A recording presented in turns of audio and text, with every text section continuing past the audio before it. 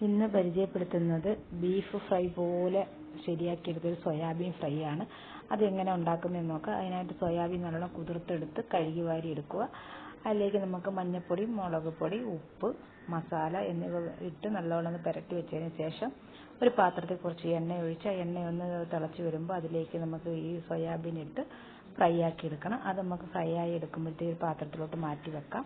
അതിനുശേഷം ഈ ഉരുളിയിലേക്ക് കടുക് വറുത്ത് സവാള, പച്ചമുളക്, ചതച്ച വെളുത്തുള്ളി, കുറച്ച് ഉപ്പ്, അതുപോലെ തന്നെ തേങ്ങാക്കൊത്ത്, ഇഞ്ചി എന്നിവ ചേർത്ത് നല്ലതുപോലെ വഴറ്റിയതിന് ശേഷം കുറച്ച് മഞ്ഞൾപ്പൊടി, മുളക് പൊടി, മല്ലിപ്പൊടി എന്നിവ ചേർത്ത് നല്ലതുപോലെ എല്ലായിടം പിടിച്ചു ചേർത്തക്ക രീതിയിൽ നല്ലതുപോലെ വഴറ്റിയെടുക്കുക. കുറച്ചും കൂടെ എണ്ണ വേണമെങ്കിൽ നിങ്ങൾ ചേർത്തോളൂ.